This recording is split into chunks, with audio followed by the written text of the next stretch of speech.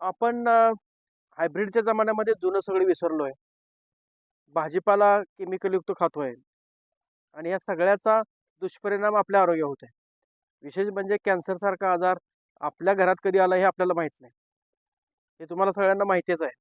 आणि मग एकदा आला, की त्याला कितीही उपाययोजना केल्या, अगदी लाखो करोडो रुपये खर्च केले तरी आपण बरा होत नाही.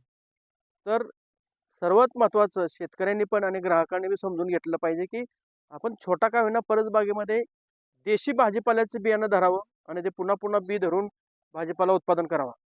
तुम्हाला आठवत असेल, की लहानपणी आपण भोपळा खायचो.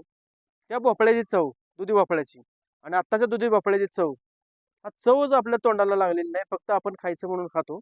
तर तुम्ही देशी भाजीपाला तयार करून जर अशा पद्धतीने बिना रोगाचा सेंद्रिय पद्धतीने पिकवला, तर निश्चित त्याला चांगले दिवस येतील आणि आपल्याला भाजीपाल्यावर विनाकारण जो बाहेरचा आपण भाजीपाला घेऊन आपलं आरोग्य धोक्यात आणतोय.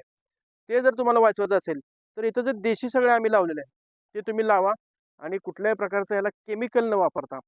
दुसरा एक आहे होमिओपॅथी औषध आहे. ते एक सेंद्रिय प्रकारचा प्रकार आहे. सेंद्रिय मधलाच प्रकार आहे.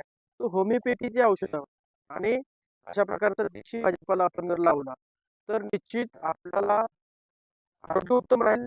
आपल्या तोंडातली जी चव गेली आहे, दुधी भोपळा, कारले, दोडके, भोपळे जे आपण खातोय, त्याच्यामध्ये बिलकुल चव राहिलेली नाही.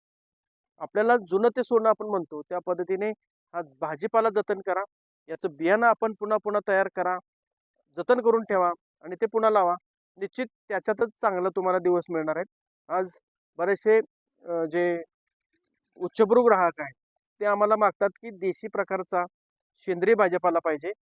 पैसे कितीही देण्यास ग्राहक तयार आहेत, परंतु त्यांना या क्वालिटीचा माल पाहिजे आणि ते तुम्ही इथं के-व्ही-केत आल्यानंतर तुम्हाला मिळेल. एवढंच मी आश्वासन देतो.